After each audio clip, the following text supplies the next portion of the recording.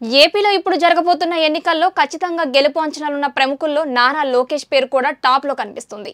గత ఎన్నికల్లో తొలిసారి ఏరుకోరి ఎంచుకున్న మంగళగిరి నియోజకవర్గంలో ఓటమి పాలై ముప్పేట విమర్శలు ఎదుర్కొన్న లోకేష్ కు ఇప్పుడు మారిన తనను తాను మార్చుకున్న లోకేష్ కు మధ్య ఎంతో తేడా కనిపిస్తుంది.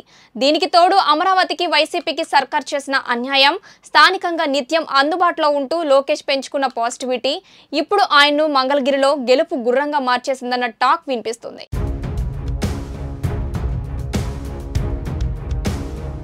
2014 ఎన్నికల్లో టీడీపీ విజయం తర్వాత చంద్రబాబు ఏర్పాటు చేసుకున్న కేబినెట్ లో టీడీపీతో పాటు బీజేపీ మంత్రులు కూడా చేరారు. కానీ ఎక్కడో ఓ లోటు. చంద్రబాబు రాజకీయ వారసుడిగా ఉన్న నారా లోకేష్ కేబినెట్ లో చేరకపోవడంతో టీడీపీకి అదో లోటుగా కనిపించింది. దీంతో మధ్యలోనే ఆయన్ను ఎమ్మెల్సీగా చేసి మంత్రి పదవి కట్టబెట్టారు చంద్రబాబు. అయితే దొడ్డిదారిన మంత్రి అయ్యారన్న వాదన మొదలుపెట్టిన వైసీపీ ఇంగ్లీష్ తో పోలిస్తే తెలుగులో అంత స్పష్టంగా పదాలు పలకలేని తీరును తమకు అనుకూలంగా మార్చుకుంటూ పప్పు అంటూ ప్రచారం చేయడం మొదలుపెట్టింది.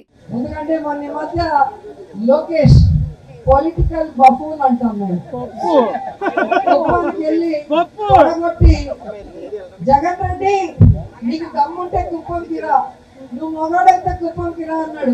ఈ పప్పు నాయుడు గారిని వీళ్ళిద్దరిని ఏం చేయాలి? ఈ చంద్రబాబు నాయుడికి ఈ పప్పుగాడికి ఇద్దరికీ కూడా ప్రజలు గట్టిగా బుద్ధి చెప్పాలని చెప్పి కోరుతున్నా. పప్పుగాడు ఆ నోటికి ఇష్టం వచ్చినట్టు ఏదో మాట్లాడుతున్నాడు. ఈ మంగళగిరిలో ఇదే ప్రాంతంలో ఓడిపోయినటువంటి సొంట. దీంతో రాష్ట్రంలో ప్రత్యక్ష ఎన్నికల్లో పోటీ చేసి గెలవాలనే పట్టుదలతో చాలా నియోజకవర్గాలు పరిశీలించిన లోకేష్ కు అమరావతిని రాజధానిగా చేసిన చంద్రబాబుకు ఉన్న అనుకూలత దృష్ట్యా మంగళగిరి నియోజకవర్గం సునాయాసంగా కనిపించింది. దీంతో మంగళగిరిలో పోటీకి రెడీ అయిన లోకేష్ కు అమరావతిలోనే రాజధానిని ఉంచుతామన్న వైసీపీ ప్రచారానికి తోడు వైసీపీ గాలి కూడా తోడవడంతో తొలిసారి పోటీలోనే ఓటమి పాలయ్యారు. అయితే ఆ ఓటమి నేర్పించిన పాఠం మాత్రం లోకేష్ దృష్టిలో పెట్టుకున్నారు. ఒక లీడర్ గా పార్టీకి భవిష్యత్తు నాయకుడిగా తనను తాను మలుచుకున్నారు. ఈ 5 ఏళ్లలో పార్టీతో పాటు వ్యక్తిగతంగా తను తిన్న దెబ్బలు లోకేష్ నాయకత్వాన్ని మరింత పదును పెట్టాయి. చంద్రబాబు తండ్రి అరెస్ట్ అయి జైల్లో ఉన్న సమయంలో నేతలకు ధైర్యం చెబుతూ క్యాడర్ కు భరోసా ఇస్తూ ముందుకు సాగారు లోకేష్. ఇంకేముంది, అంతా అయిపోయింది అన్న సిచ్యువేషన్ నుండి అసలు సినిమా ముందుంది అనే వరకు పార్టీ శ్రేణులు ధీమాగా చెప్పగలిగారంటే అందులో లోకేష్ శ్రమ ఎంతో ఉంది. దీంతో మరో అడుగు ముందుకేసిన లోకేష్ రెడ్ బుక్ పేరుతో ప్రత్యర్థులకు చెమటలు పట్టించారు. తమకు వ్యతిరేకంగా పనిచేస్తున్న అధికారుల్లో గుబులు రేకెత్తించారు. అందుకే ఈ ఎర్ర బుక్ పెట్టుకున్నా. అందరు పేర్లను రాసుకుంటున్నా. అధికారులు కూడా చెప్తున్నా, దయచేసి చట్టాలు ఉల్లంఘించొద్దు. చట్టాల్ని కాపాడాల్సిన బాధ్యత మీ పైనుంది. పొరపాటున చట్టాన్ని ఉల్లంఘించి మా కార్యకర్తల జోలికొస్తే ఈ ఎర్ర బుక్ లో మీ పేరు ఉంటుందని ఈ సభాముఖంగా మీ లోకేష్ హెచ్చరిక జారీ చేస్తున్నాడు. దీంతో సంక్షేమాల్ని అవకాశంగా మార్చుకోవాలన్న తండ్రి చంద్రబాబు నీతిని నరాన ఎక్కించుకున్న లోకేష్ పోగొట్టుకున్న చోటే తిరిగి వెతుక్కోవడం మొదలుపెట్టారు.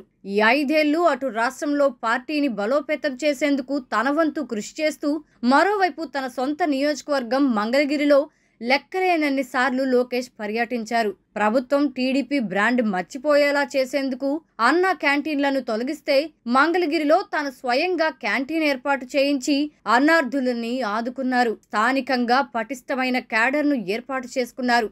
అమరావతి రాజధానిలో అభివృద్ధిలేమి, తరలింపు ప్రయత్నాలు కూడా కలిసి రావడంతో స్థానికుల్లో లోకేష్ హీరోగా మారిపోయారు. ప్రతిపక్షంలో ఉండగా ఇంత అభివృద్ధి చేసిన లోకేష్ ను గెలిపించుకుంటే ఎమ్మెల్యే అయితే తమ బతుకులు మరింత మారుతాయన్న ధీమాలోకి ప్రజలు వెళ్లేలా లోకేష్ పనిచేశారు. టీడీపీ వస్తుంది. జరిగిన కాలంలో సీఎం గారు ఏం చేశాడు? 3 రాజధానులు అన్నాడు, ముక్క చక్కలు చేశాడు. కాబట్టి టీడీపీ వస్తుంది. లోకేషే గెలుస్తాడు గ్యారెంటీగా. లోకేష్ గెలవకపోతే అడుగు తెగడం ఆంధ్రప్రదేశ్. దీంతో మంగళగిరిలో లోకేష్ ను వ్యతిరేకించడానికి వైసీపీ వద్ద ఆయుధాలు లేకుండా పోయాయి. గతంలో విమర్శించిన పప్పు నినాదం మళ్లీ మళ్లీ ఎత్తుకోలేనంతగా లోకేష్ ఎదిగిపోయారు. దీంతో నిస్సహాయ స్థితిలో ఉన్న వైసీపీ స్థానికంగా ఉన్న చేనేతల ఓట్లను టార్గెట్ చేసుకుని సిట్టింగ్ ఎమ్మెల్యే ఆర్కేను తప్పించి గంజి చిరంజీవిని ఇన్ఛార్జిగా వైసీపీ హైకమాండ్ నియమించింది. ఆ తర్వాత ఆయన తప్పించి మురుగుడు లావణ్యను తెరపైకి తెచ్చింది. చేనేత వర్గానికి చెందిన మహిళ కావడంతో ఆ ఓట్లు గంపగుత్తిగా పడతాయని ఆశించింది. కానీ వైసీపీలో ఆధిపత్య పోరు, అమరావతి సెంటిమెంట్, 5 ఏళ్లుగా అందుబాటులో ఉండటం వంటి అంశాలు లోకేష్ ను రేసులో టాప్ లో నిలబెట్టేశాయి. ఇప్పుడు లోకేష్ ఓడిపోతాడని చెప్పడానికి డబ్బులు తీసుకున్న అనుకూలంగా నివేదికలు ఇచ్చే కొన్ని సర్వే సంస్థలు కూడా సాహసించలేని పరిస్థితి ఇప్పుడు మంగళగిరిలో వచ్చేసిందన్న టాక్ వినిపిస్తోంది. పార్టీ నేతలు సైతం లోకేష్ ఎదిగిన తీరుపై ఫుల్ ఖుషి అవుతున్నారు. అతను ఇప్పుడు పప్పు కాదు, ప్రత్యర్థుల పాలిట AK-47 అంటున్నారు. లోకేష్ గారికి ఇప్పుడు ఎప్పుడైతే ఆయన మినిస్టర్ ఫర్ PR పంచాయతీరాజ్ ఇవంతా పనిచేసినప్పుడు పప్పు అన్నారు. సరే ఎలక్షన్ అయింది 19th. దాని తర్వాత 4000 కిలోమీటర్లు నడిచారు ఆయన. ఆ పప్పు గారే పోయి AK-47 అయిపోయారు. ఆయనకి పప్పు అన్నారు, ఇప్పుడు ఆయన AK-47 అయిపోయారు. ప్రతి ఒక్క ప్రెస్ మీట్లో, ప్రతి ఒక్క మీటింగ్లో, ప్రతి ఒక్క జిల్లాలో ఆయన మాట్లాడుతుంటే సబ్జెక్ట్లో కౌంటర్గా అటాక్ చేయాలని ట్రై చేశారు. మొత్తంగా అవసరం ఎంతటి వారినైనా మార్చేస్తుంది అన్నది నానుడి. ఇప్పుడు లోకేష్ విషయంలో కూడా అదే జరుగుతోంది. పార్టీ అవసరాలకు తగ్గట్టుగా తనను తాను మార్చుకోగలిగిన వాడు ఎప్పటికైనా క్యాడర్ విషయంలో దేవుడిగా కనిపిస్తాడు. భవిష్యత్తుపై ఆశలు సజీవంగా ఉంచుతాడు. ఇప్పుడున్న పాలిటిక్స్ లో లోకేష్ ఖచ్చితంగా ఈ కోవకి చెందినవాడు అనడంలో ఎలాంటి అతిశయోక్తి లేదు.